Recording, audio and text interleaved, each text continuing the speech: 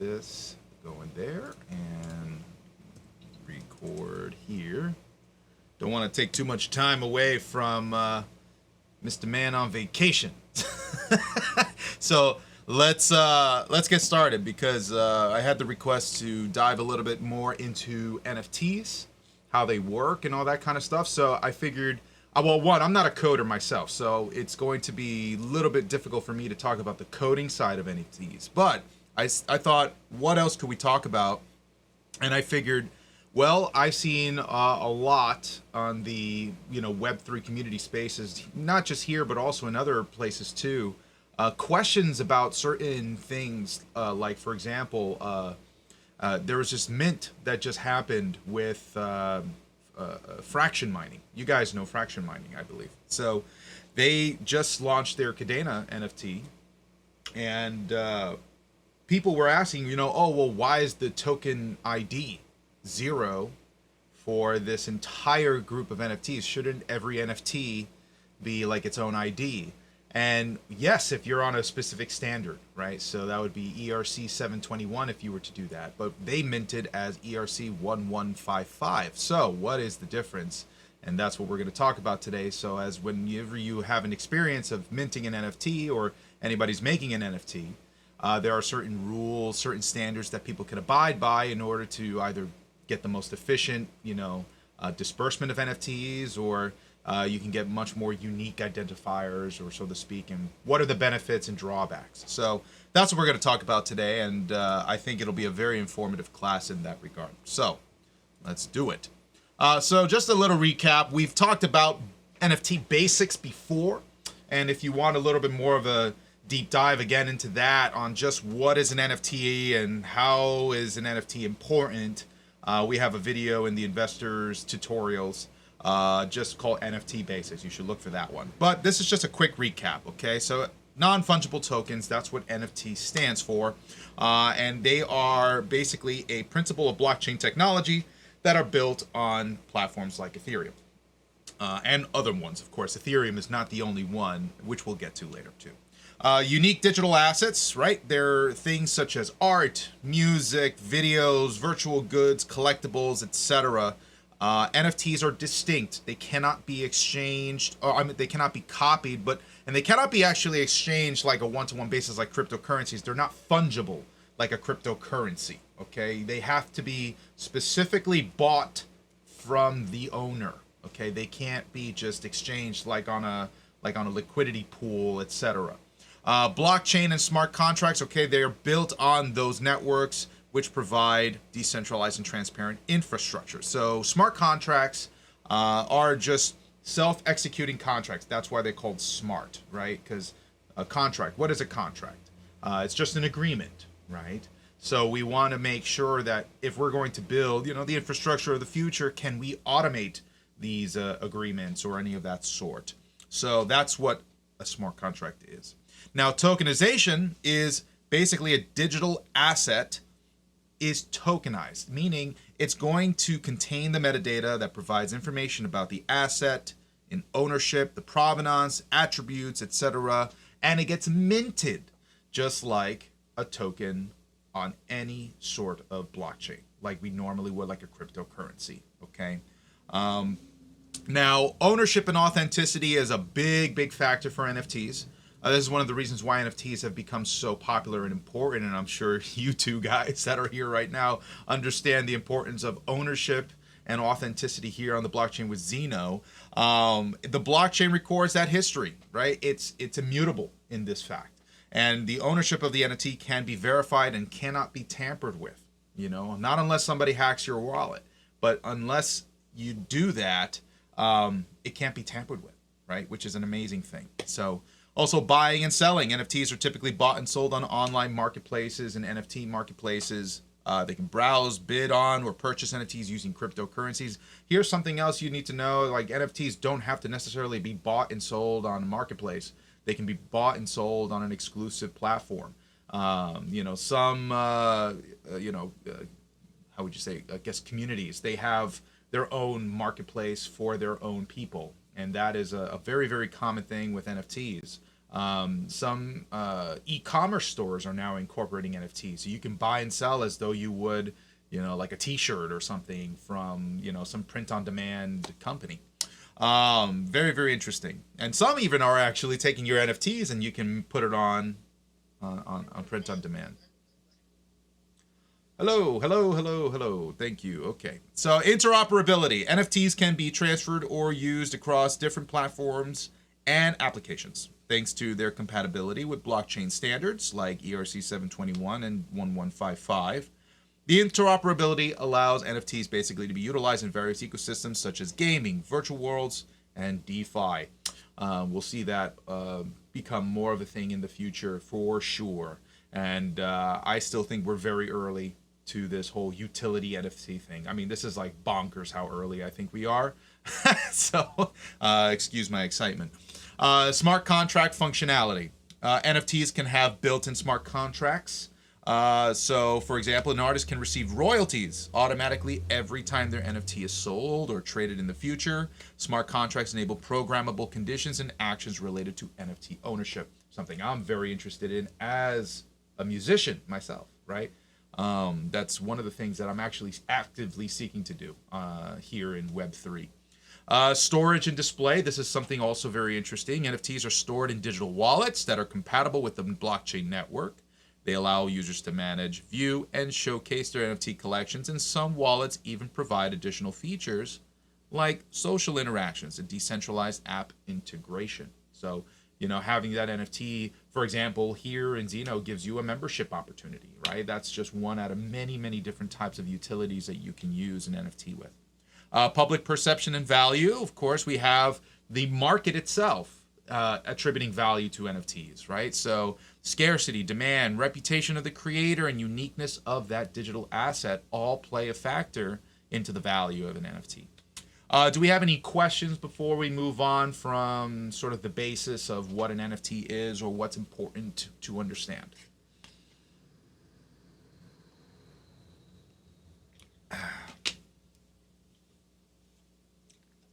Hey, Adventurer, I just see your microphone's a little online. If you have a question, feel free to ask. But if not, do you mind just muting your microphone until we do have a question? Thank you very much.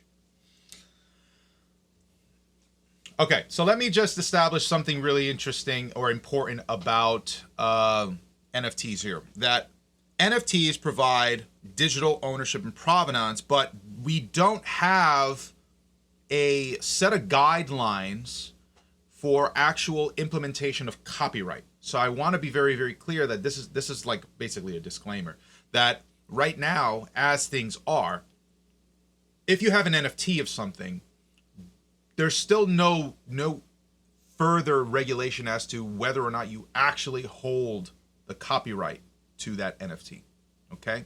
So the only way that I can personally think of, because me being in an intellectual property industry, you have to specifically state that you're actually transferring your copyright to the next person. So if somebody actually does that, then by means, perhaps this could be a way of utilizing that. But in just buying an NFT doesn't entitle you to copyright. And this is something that some people I feel get very confused by, because, I bought it, I own it, etc., right? But you could buy and sell many things. You can buy and sell software. You can buy and sell all this stuff. But really what you're buying is a license to use certain software in, items or whatever. Unless that owner particularly gives you direct, explicit communication that you are also owning copyright, then it's not the case, right? So currently that's the situation. But it is a new paradigm, right, that we have for the potential. I think this really just begs to question, how do regulatory bodies like governments move forward with blockchain technology and NFTs in order to attribute this kind of stuff? In the future, I think it will be a thing, but, right now there's still, no guidelines per se about the whole thing. I mean, because NFTs are not necessarily just intellectual property, right? They can represent maybe a commodity or a security or something of that sort too. So why are we to only say that it's just a copyright, right? Maybe it's it's a trade secret. Maybe there are like ingredients to Coca-Cola on your NFT, or maybe it's there's an invention, a patent that's going to be attributed to an NFT, right? We don't know. So the guidelines for the body of an NFT, we still have questions about. So just to be very clear about that. Any questions or thoughts? Maybe let's open the floor a little bit to that prospect. What do you guys think?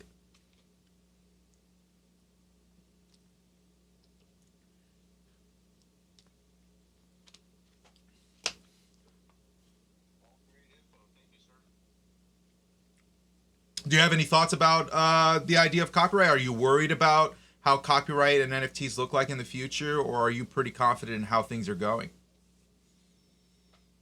Well, the one thing that's, that I've always seen and noticed is usually if I buy into a project, they usually throw it out there right away that, the person that owns the NFT has copyright access.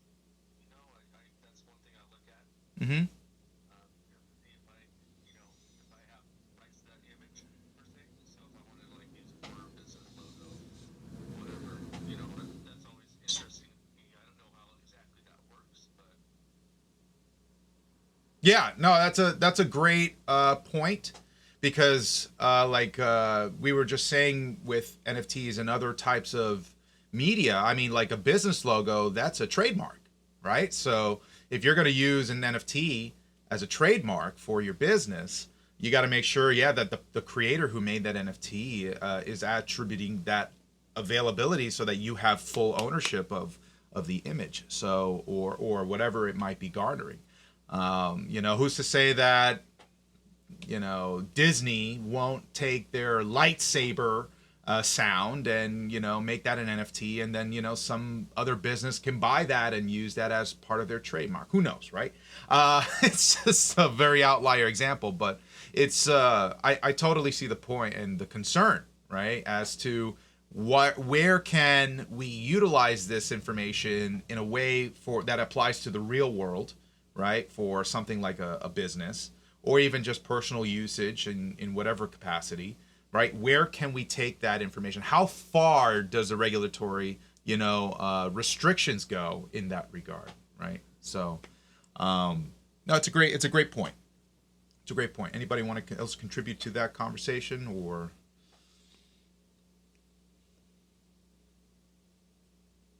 All right, well, let's continue.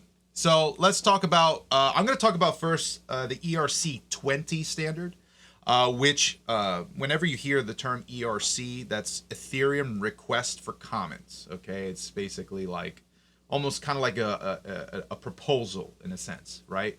But this was a standard that was put out by the Ethereum community, where we are essentially giving the foundation for what a tokenized asset looks like on Ethereum. Okay, so whenever you hear ERC 20, this is any token that's made on Ethereum. Okay, this is what they're using. Now, I want to talk about cryptocurrencies and tokens first before we get into the NFTs, just for this one thing, because this does pertain to what we're going to talk about. So bear with me for a second, but fungible tokens, right? ERC 20 tokens are fungible, meaning each token is interchangeable with any other token of the same type, okay? So fungible versus non-fungible, this is where that, divising line happens to be, and it allows for easy exchange and transferability between users, right? It's just like saying, just the cryptocurrency. You can buy as much or as little as possible from anyone, anywhere.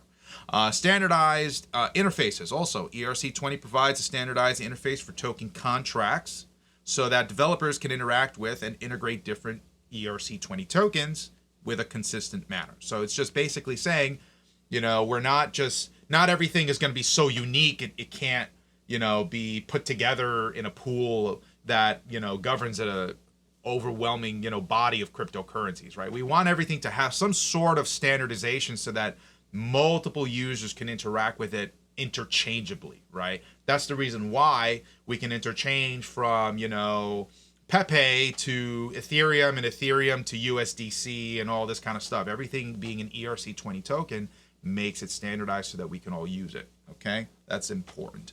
Also, metadata. ERC20 tokens have additional metadata like name, symbol, decimal places, all that kind of stuff. That information has to go along with the token. And it provides that essential information. Transfer and approval. ERC20 defines functions and that enable token transfers between addresses and token approval mechanisms. So users can transfer their tokens to another address or grant approval or for other addresses to spend their tokens on their behalf. Okay, that's every time, and you guys are always experiencing this. Whenever you have a new token that you have to interact with, the first thing is, hey, you have to let the swap exchange, approve of your transaction before you can actually swap it, right? That's because we have a standard that allows not just automatic, expenditure of any coin of every type. You have to grant approval first. It's the blockchain, so you have to make sure that your wallet specifically is going to interact with that particular token. We also have the balances and the supply. That ERC20 tokens keep track of balances for each address and provide functions to retrieve these balances. And additionally, the total supply of tokens issued by the contract can be queried. So you could always look on a blockchain explorer. You can always look at how much is being transferred or exchanged. That's why we have tools like Dex Screener and DeFi Llama. You can always look at what's happening on the blockchain specifically for these token contracts. And you can see their charts for that matter. We also have interoperability. ERC20 tokens are widely supported by wallets, exchanges, decentralized apps on the Ethereum blockchain. And interoperability allows for seamless integration and transferability. I mean, that's why we have Avalanche and Phantom and Binance all being Ethereum virtual machines. We'll talk about that in a minute too, but all this interoperability is very, very important, right? That's why we have ammo for Xeno built on Ethereum, on ERC20. It needs to be interoperable. Token standards. ERC20 has become a foundational token standard, of course, right? As inspiring other token standards like 721, which are for NFTs, 1155, fungible and non-fungible tokens. And these standards build upon the ERC20 interface and expand the capabilities of tokenization on Ethereum. Crowdfunding and token sales, many initial coin offerings, or ICOs as they call them, and token sales have been conducted using ERC20, providing a straightforward and widely accepted framework for creating and distributing tokens for fundraising events. So ERC20 tokens have they've created the bed for everything else to be built upon. If it wasn't for ERC20, we wouldn't have ERC 721 or ERC 1155 or any of those other subsequent types of NFT alterations. So it's important that we understand that, okay? And this is what was the framework for building 721, etc. Any questions about ERC20 tokens before I move forward?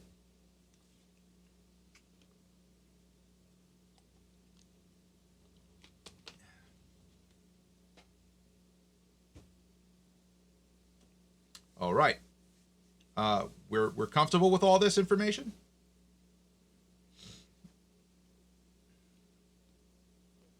Good. Okay. Then let's get into NFTs. So 721, unlike cryptocurrencies like Bitcoin or Ethereum, which are fungible, E721 are non-fungible, right? So each token is unique and they cannot be exchanged on a one-to-one basis. Like, for example, ETH can. But here are some key features, right? So we got unique token identities, right? ERC 721 has a distinct value and is not interchangeable with any other token. It's its own unique identifier. Meaning that those identifiers allow for differentiation between those tokens, right? So number 1 versus number 275, number versus 10,000, right? There's 10,000 NFTs, you got 1 through 10,000. Or 0 through 9,999, whatever. Okay, 0 is actually a factor, right? So some of them do use that. But this is important so that people understand that tokenization and individual identifiers are very, very inherently important to NFTs. Ownership and transfer. ERC 721, using Ethereum, tracks ownership and enables secure transfer of ownership from one address to another. The ownership history is recorded on the blockchain, ensuring transparency and immutability, right? If you're ever, in a bind, the blockchain doesn't lie, right? It'll always show the true owner of an NFT. So that's important. Metadata. 721 tokens can contain additional metadata that describe the characteristics and attributes of the associated digital asset. This metadata can also include information such as name, description, the image that's being used, and other relevant details. And of course, interoperability, which allows NFTs to be utilized in various ecosystems like gaming, virtual worlds, art marketplaces, and more. We also, again, have smart contract functionality, where, example, a smart contract can include the royalty mechanisms that we were talking about earlier, allowing creators to receive a percentage of future sales each time their ERC 721 token is transferred or sold, and development and adoption. It was introduced in 2018 and has gained significant adoption in the NFT space. So many NFT projects, digital art platforms, gaming applications, etc. have implemented 721 for tokenization purposes. Now, again, 721 is not the only standard, right? We have other alterations to 721, and I'll get to those in a minute. But other notable standards like 1155, that's a very big one, allows for the creation of both fungible and non-fungible tokens within the same smart contract.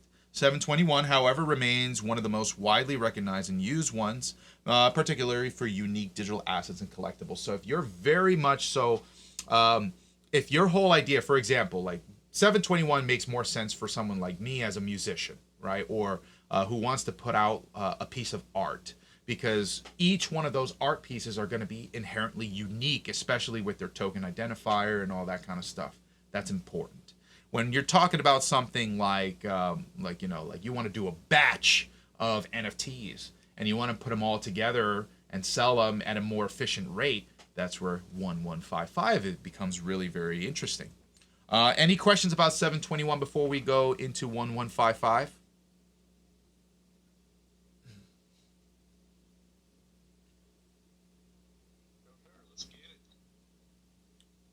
Sweet. Excellent. Okay, so 1155 is another standard, and it was introduced to number 20 and 721. But unlike 721, which is solely for NFTs, 1155 was allowing for the creation of both fungible and non-fungible tokens within the same smart contract. So here are some key things about that. Fungible and non-fungible tokens support the creation of both of those, and fungible tokens similar to ERC 20 are identical and interchangeable with each other, while NFTs are unique and represent individual assets. So what does this create was something that was just more of an efficient batch transfer. So if you have multiple tokens in one transaction, it enables more streamlined and cost-effective operations, as multiple tokens can be transferred or traded simultaneously. Essentially, it's kind of like saying, hey, I want to buy 10 NFTs for a mining community like we have, something like Xeno, which we actually didn't use 1155. We used another one, 721A, which I'll get to in a minute. But when we have 1155, this is actually a good idea for many things like this, because it's the same utility, but you just want to have more of it for one gas fee, essentially, right? That's essentially what people are using this mostly for. You want to sell multiple NFTs. You want to have one purchase, and that purchase is going to be very efficient on the Ethereum blockchain, right? You're not going to spend $5, $10, or hell, in a bull market, $500 per NFT. You're gonna spend only that one price for a number of NFTs, which is a really, really great thing. Flexibility and cost efficiency. Okay, so developers can optimize their smart contracts with 1155 as they choose to whether create a single token type or mixture of fungible and non-fungible tokens within the same contract, which can help reduce gas and improve scalability. You also have a single contract deployment.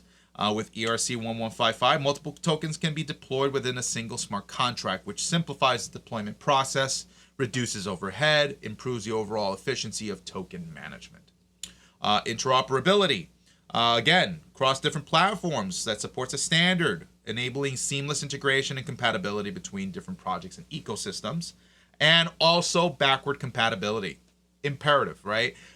We can do ERC 20 and 721 within 1155, so allowing for easier adoption and transition without sacrificing previous token functionalities, right? So, let's say in the future we use 1155, well, no worries, right? 721 is going to be totally manageable under 1155. So if we have, let's say, a membership token or a membership NFT entire thing for Xeno, like for their portal pass or whatever, let's just theorize, right?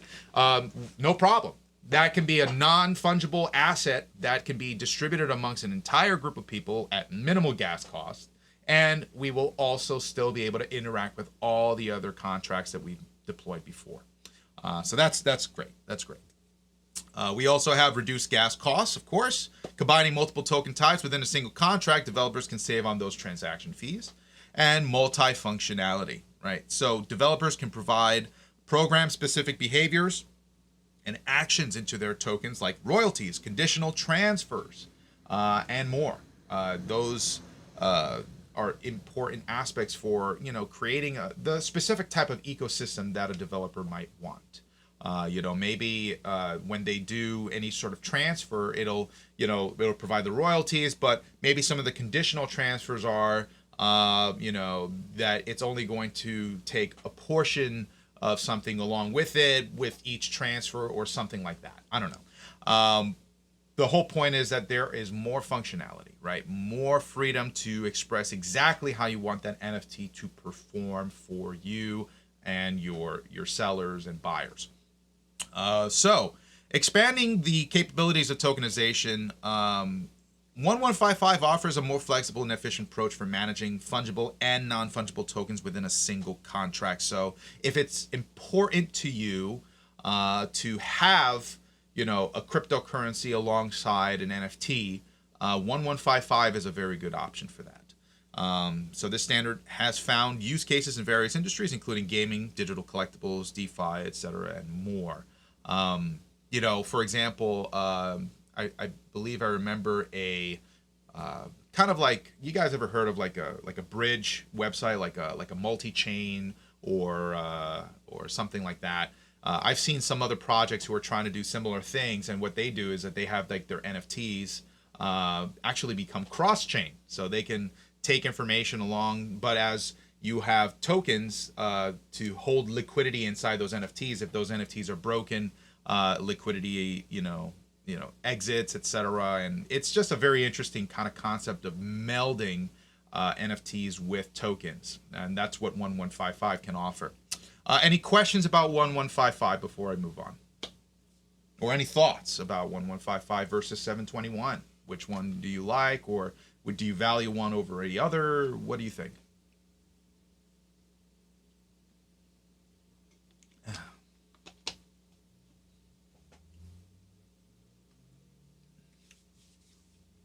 No thoughts?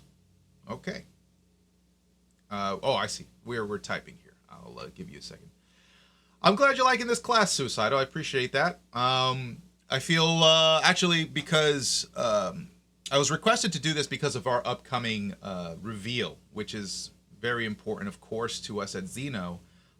Having that information, I think, provides a little bit just more clarity on maybe why we're doing things a certain way, or what is the benefits of using, something like a different standard versus others. Like, why would a developer want to do that? Why is this important to us?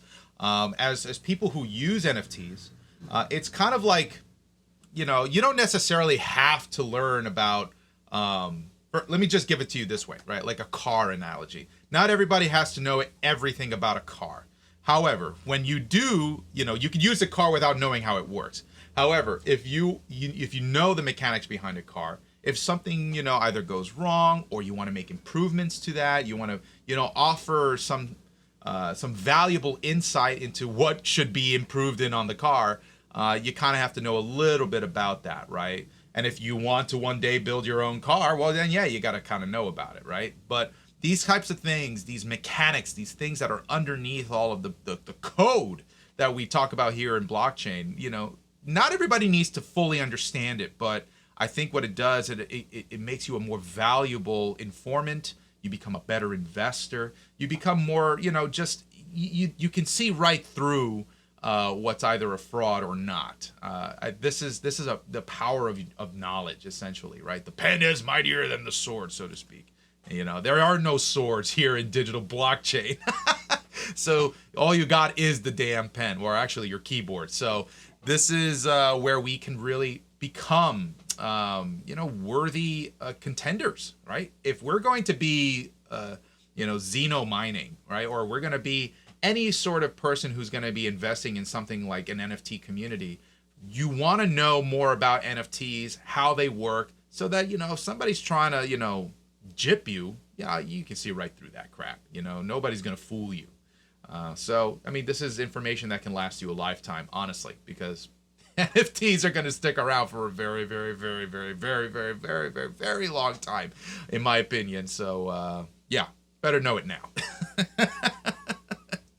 So let's take a look at some other Ethereum standards, okay? There are several other ones, and these are the ones that we've already talked about, right? So just to recap, 721 is one of the earliest and most widely adopted standards for NFTs on Ethereum, and it allows for creation of unique, indivisible tokens commonly used for representing digital art, collectibles, and other unique assets. 721, that's the biggest thing about it. It's all about the uniqueness of the NFT, okay?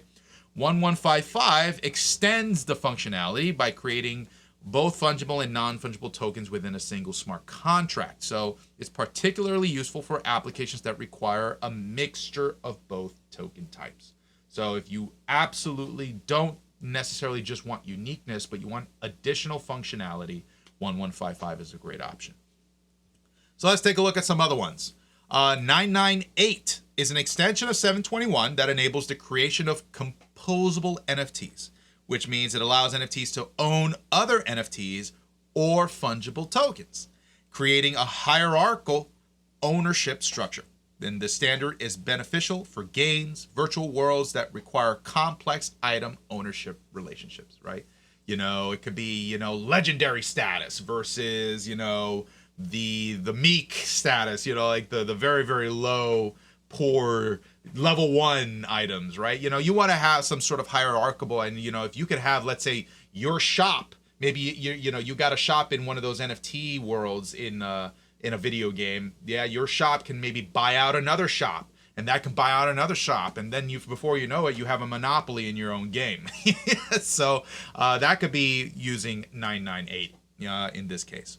721X, and X just, is just another variable. So this, in this case, could be A, B, C, D, etc., right? It's a flexible standard that combines elements of 721 and 20, which provides benefits from fungible and non-fungible tokens, allowing for efficient transfers and batch operations while preserving uniqueness of each token. So in this case, this is why Xeno did this, because Azuki created 721A. If you know the Azuki creation or collection on OpenSea, they're one of the most popular trending NFT collectings. And you can see that their coding, they actually wanted to do something different. This is why we didn't do 1155, but we did 721A, because we wanted to preserve the unique identifiers of each token while also having the batch transfers. So us at Xeno, we prefer to have the uniqueness of each NFT.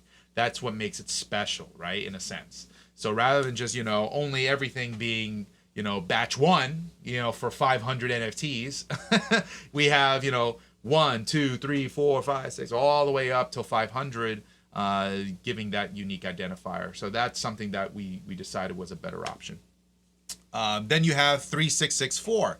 That's a standard that introduced royalty fees for NFTs. It enables creators to receive a percentage of secondary sales whenever their NFTs are resold, providing ongoing revenue for the original creators or rights holders. So this is a more deliberate royalty addition to the other one that we've seen before with 1155. So 3664, that's specifically for royalties.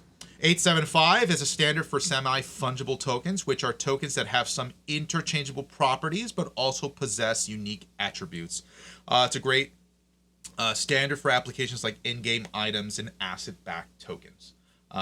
Something like, for example, maybe perhaps like Project 79 or something like that. I think they might use something like 875 using Block Square, which in this case is like real estate tokenization. But you're backing that with an actual cryptocurrency rather than using an NFT to back real estate. So that's an example of using something like 875. You also have wrapped ERC20, which is the wrapped version, which is compatible with Binance Smart Chain and allows tokens to be used within Binance Smart Chain ecosystem and, of course, other ecosystems aside from Binance. And it's just worth noting that these standards are just specific to Ethereum, and other blockchains may have their own NFT standards, which we'll take a look at. Furthermore, ecosystem for NFTs is dynamic and it always changes and there are new improvements. So staying up to date with them, you have to get involved with the AMAs. You have to get involved with, just looking at the announcements for developers and stuff like that. Twitter's a great space to see the latest NFT news, of course. Since it is set right now, I look at Twitter as the central hub for a lot of Web3 in terms of newscasting and all that kind of stuff. Any questions about the Ethereum standards that we've seen here, or any thoughts? Do you see any of this stuff being used in some other version? I'll just leave this kind of page up for a moment.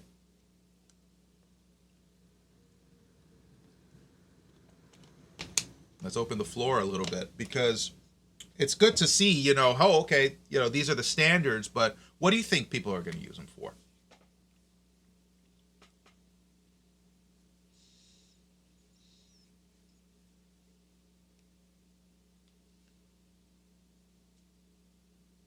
Any thoughts? Rated, what do you think? You have any thoughts about this?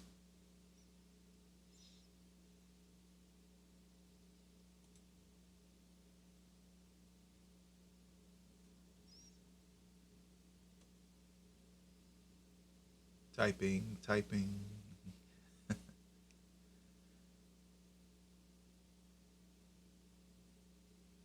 Let's see here. Or anybody want to... Killa AK, what do you think, brother? Any thoughts about this?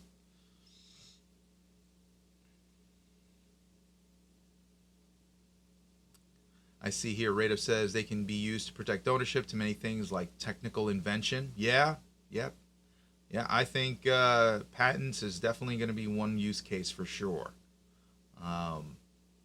Yeah, for sure. Okay, let's take a look at some of the Ethereum virtual machine. Okay, so we're going to talk about some of the other types of standards that you'll see in other kind of blockchains, but EVM is actually really important because a lot of what Ethereum brought to the table became something that was interoperable into other blockchains that people were definitely interested in using outside of Ethereum. So let's see what that looks like, okay? What is the Ethereum virtual machine? It's a runtime environment. It's kind of like, in a sense, if anybody has used a virtual machine like Oracle on their own computer, it's kind of like that, in a sense, but for other blockchains.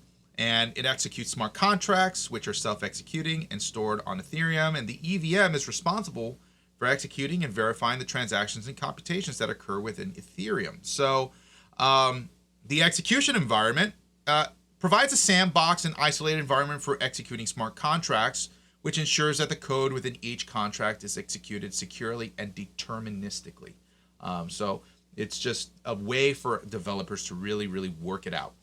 There's also this thing called the Turing completeness. So the Turing complete, or EVM is Turing complete, meaning it can perform any computation that a regular computer can, given enough time and resources. This enables the execution of complex and programmable smart contracts on the Ethereum network. And if you are familiar with Turing, Turing was actually a motive towards artificial intelligence. Okay, so the Turing experiments, or the passing of a Turing exam, was that an artificial intelligence being would be no different than interacting with a human, right? So Turing completeness in this case is more so not necessarily about artificial intelligence and humanity, but more so of, can we take information from a classical computer and also just completely port that over into blockchain, and it'll execute it exactly as it would on a classical computer? That's what the idea is here. So then there's bytecode execution. Smart contracts on Ethereum are written in high-level programming languages like Solidity. These contracts are compiled into bytecode, which is then executed by the EVM. The EVM understands and executes this bytecode. Then we have a gas system. EVM utilizes a gas system to manage computation costs and prevent abuse of the network. Each computational step in EVM consumes a specific amount of gas, and gas is just a unit that represents the cost of computation and storage. So users pay for the execution of smart contracts using Ether based on the gas consumed. And finally, we have also this deterministic execution, which ensures deterministic execution of smart contracts, meaning that it gives the same inputs and starting state. The outcome of executing a smart contract will always be the same, regardless of the node or miner executing it. Actually, this kind of reminds me of, in a way, like how circuits are built. If you're not familiar, there's a very important electrician or scientist back in the day. His name was Gustav Kirchhoff, and his whole idea was the input coming in from a circuit is actually equal to the output on the other side. So everything has to always be used one to one. It has to, whatever came in has to come out in some way, shape, or form. Security and isolation. Since it operates in a sandbox environment, smart contracts cannot interfere with each other's execution or access each other's data, which the isolation enhances the security and integrity of the Ethereum network. And we also have the smart contract compatibility, which the design and functionality have facilitated the development of various standards and frameworks, such as ERC 20, 721, and ERC 1155, which define rules and interfaces for tokens and NFTs on the Ethereum blockchain. This is what gives privacy for a lot of also, in collaboration with security and isolation, being separate from specific computers and being able to process on the blockchain is very, very important. Okay, it's the foundation for giving blockchain its security and immutability. If we have everything run on personal computers, personal computers are going to fail. They're going to misdiagnose certain things. That's why we have miners and all this kind of stuff, all right?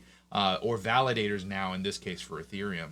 We want to have this detached from the personal computer. That's why the Ethereum virtual machine exists. Do you understand? So it's critical. It provides that infrastructure and computational layer that enables developers to build and deploy. Okay? Any questions about EVM before I move on?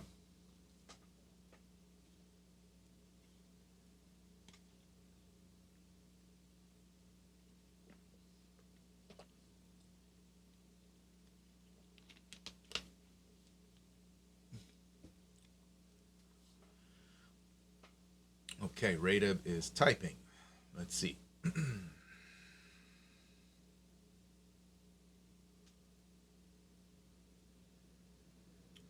Are all other blockchains required to have compatibility with ETH EVM? No, that's a great question. That is not necessary. Most blockchains do, but that's because it makes it easier to port information from Ethereum. Ethereum being the thing that is the most popular blockchain, to perform most transactions on, doesn't mean that everything else has to use it, but it sure helps for adoption, right? Take Solana, for example. Solana struggled quite a bit with Ethereum compatibility, and because it's its own architecture. They try to build it completely different from the ground up. And it had its moment, but then, of course, it also kind of deflated after that. And most of the time, if you're not EVM compatible, it's not that it's not a death sentence. Don't get me wrong. But it makes it a lot harder for people to gain adoption. Ethereum is going to be, honestly, it's the standard for all other blockchains, like it or not, right? It is what it is.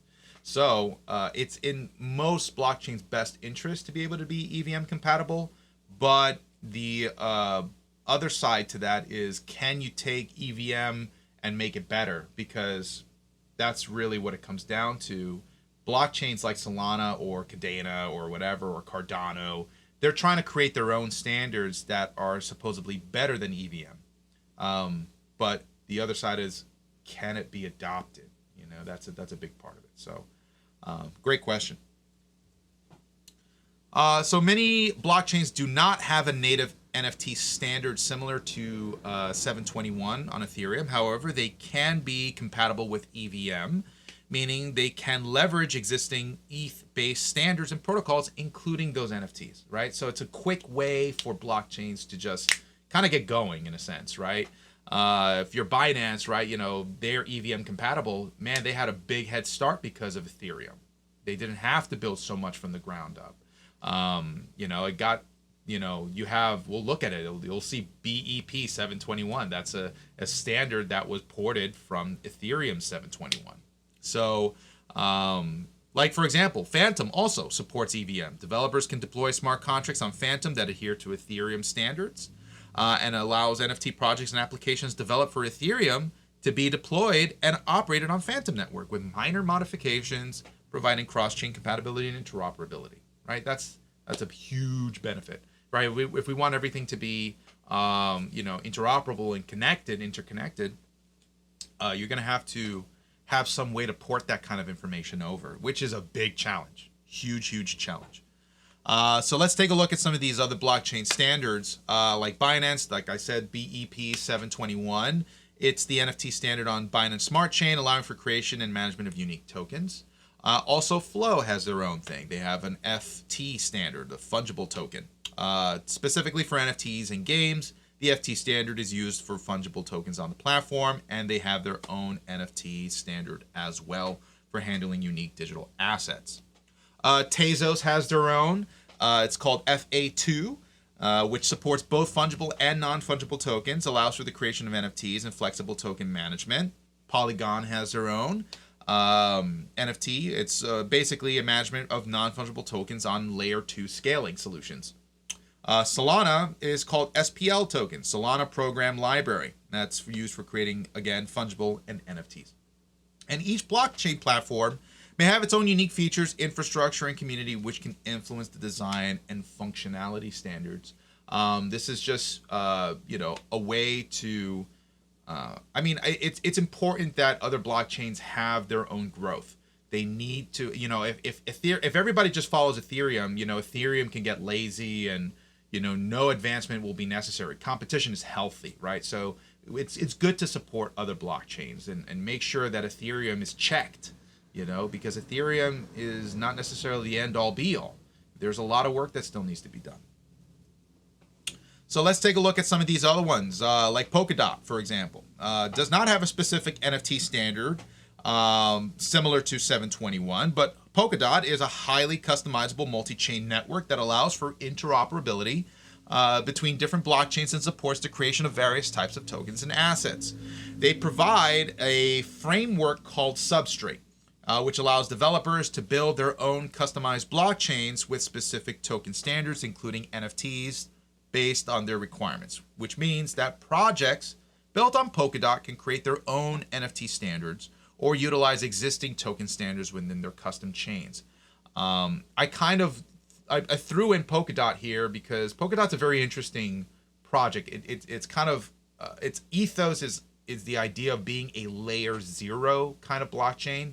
It's not meant to be like the foundation for any blockchain whatsoever. Polkadot was built to be an interoperable chain to connect things like EVM to, you know, Solana or Kusama or, you know, Cardano or whatever. That was kind of the goal of Polkadot, to be able to do that. And Substrate is a code that they built that's based off Rust. So if you're, you know, a coder and that's what you do there, that's kind of what Substrate's all about. But Polkadot, you know, they built an entire ecosystem that wasn't necessarily designed as a blockchain for building, you know, like a dApps on its core foundation. The whole idea was supposed to be building apps in other blockchains and having Polkadot bridge that information. So NFT standards like Ethereum or whatever, how does Polkadot take that and transfer that information to another blockchain? That's the big thing about Polkadot that I really like about it. If we take a look at Cardano, this was another interesting one because Cardano having its own code as well using Plutus based off of Haskell code. It doesn't have its own standard like 721, but they've been working on implementing support for NFTs through its native token standard called the Cardano Token Registry. Okay, so actually that's what it was in the beginning. They actually have created an NFT standard in a sense. That was on their update Mary. We'll get to that in a second, but it created a framework for creating and managing custom NFTs or token standards, and allows developers to define their own token types and functionalities, which can include NFT specific features, okay, like unique assets, ownership, etc. When Mary went live, it enabled creation and transfer of custom tokens on the Cardano blockchain. While Mary does not introduce necessarily a specific NFT standard, it provided a foundation for the implementation of NFTs and other token types. So Cardano's, I guess, still got, Cardano's always been very slow in a lot of development, but they try to do things with, I guess, a lot of peer review and, how would you say, an academic approach to a lot of their building. So if you're a Cardano lover or a holder, you just got to be patient. That's just really at the end of all of this what happens. Cardano was, as a matter of fact, right, Charles Hoskinson was one of the creators of Ethereum, and he left Ethereum to create Cardano, and he's going to have his own opinion about that too. So you're beholden to Charles in this case. Kadena, our final outlier before we end our presentation today, they actually created a new standard for NFTs called Marmalade.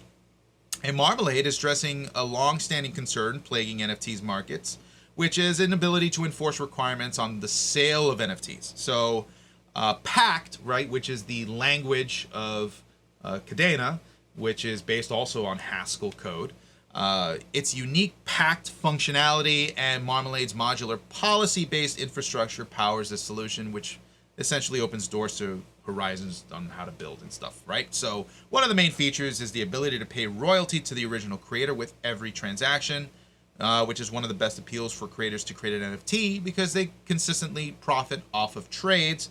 However, many protocols only put royalty payments at the exchange it was sold at. Interesting, right? So instead of the royalty being based on the transfer price. So this structure leads to the royalty sometimes being not paid or diminished, and Marmalade solves this problem by using pacts, which are multi-step processes defined in the smart contract. So that's a big element, right? So it depends where that royalty was paid from, right? If it's only being paid on OpenSea, then you gotta get your stuff sold on OpenSea in order to see royalties in that case. So Marmalade was Kadena's way of saying, hey, let's put royalties not just on OpenSea, but let's put it in also every single transaction that would happen, transfer or whatever. That's an important aspect to it. But I believe in this case, that's one of the reasons why, if I go back for a second, I forgot exactly the number, 3664, right, from Ethereum. That was one of the things that they also added there. So it wasn't just transferred only on that marketplace, that royalty, it was transferred in between any transfer that came about. Okay, so finally, just what is my thoughts on really NFTs here? I just think that NFTs are really create a groundbreaking technology. It's going to change the world. It already has started to, and it provides a means to represent and authenticate digital assets. And I can't stress how important NFTs are going to be in the future. I think projects like ours at Xeno are going to be one of those projects that people are going to call us lucky for. And really, do you consider yourself lucky, or do you just consider yourself well informed? Right? That's the difference, right? So what do you think? NFTs extend beyond art and collectibles. That's obviously why many of us here at Xeno are here in the first place. We don't just look for the art, even though the art is exceptionally cool. we want utility, right? So applications, gaming, real estate, virtual reality, this adoption is going to grow. It's going to gain more notoriety, and as soon as we get more clarity on NFTs and blockchain technology and cryptocurrencies, is when we're going to see, I think, the biggest bull run of our lives. The moment of, life-changing wealth. People have already experienced life-changing wealth here in crypto if you were early enough, but man, I think even us, I think we're still very early. I mean, Bitcoin is what, 14 years old? That's nothing. That's nothing.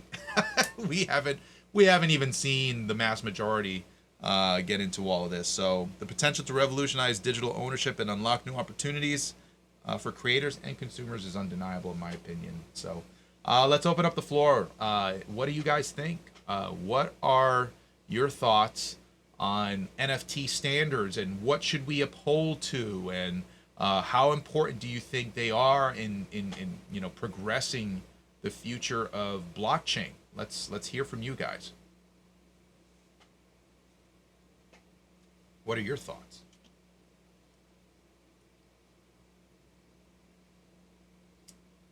Radeb, we are in the right place, and we will be positioned better than most of the majority of humans who live on this Mother Earth. Yeah. Yep. Right there with you, my friend.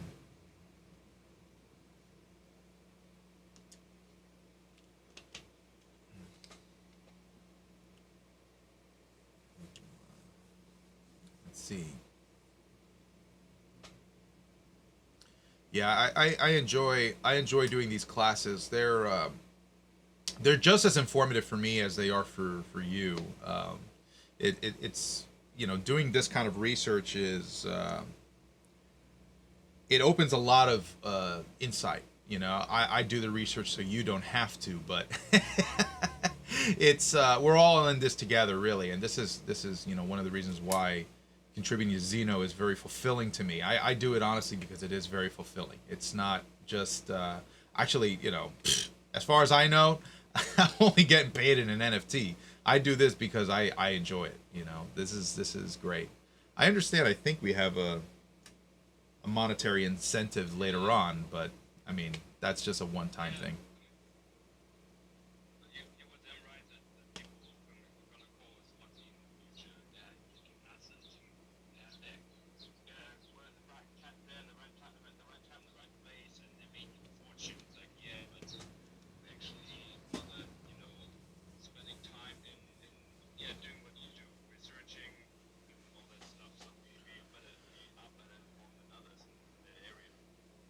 Yeah, that's what this is all about.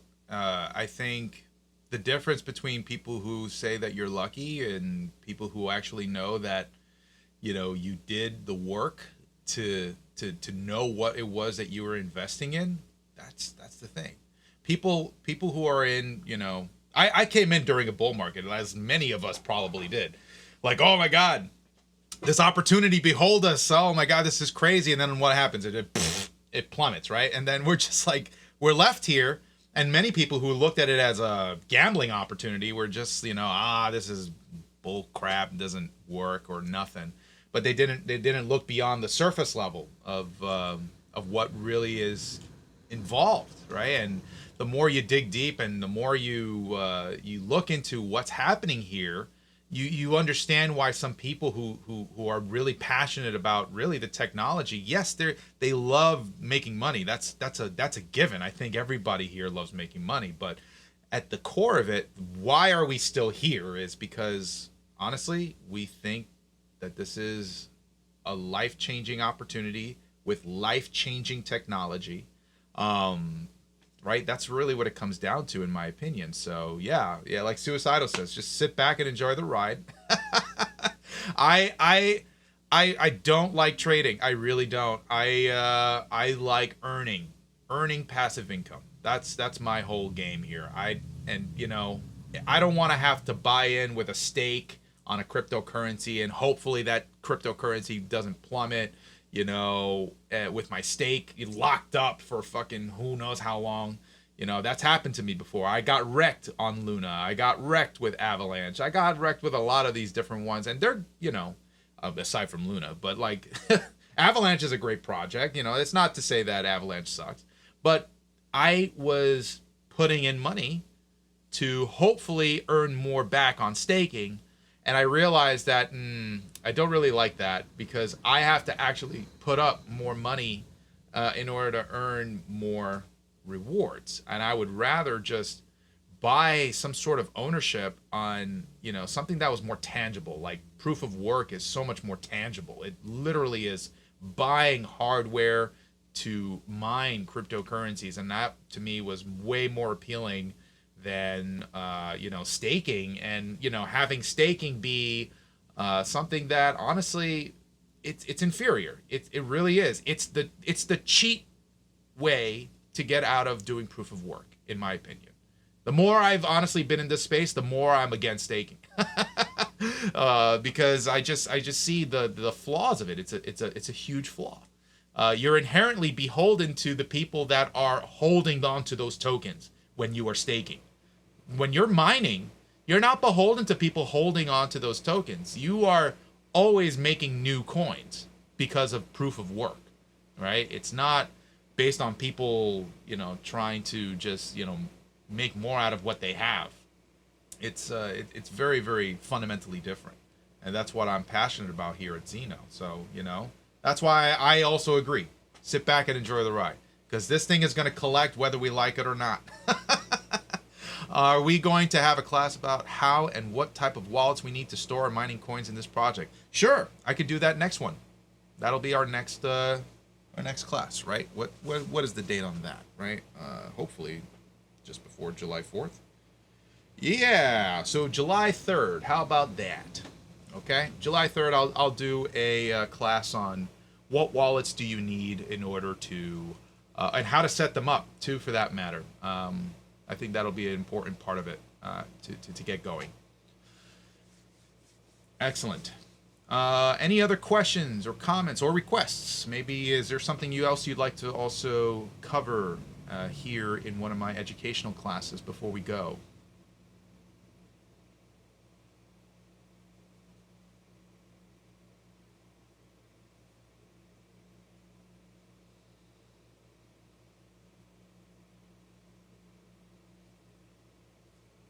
Got it, Suicidal.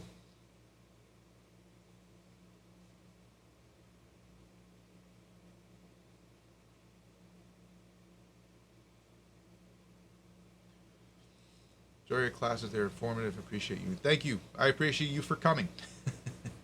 This class is great, but it's nothing without the people who come in. So hats off to you guys too for being diligent. And Disconnected is even calling in from freaking Spain on vacation. So love it, brother.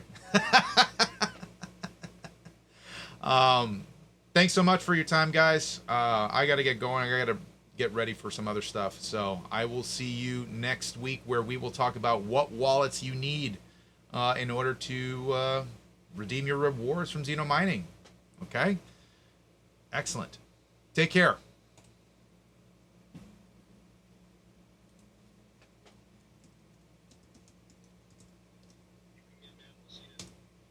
See you then. Bye-bye.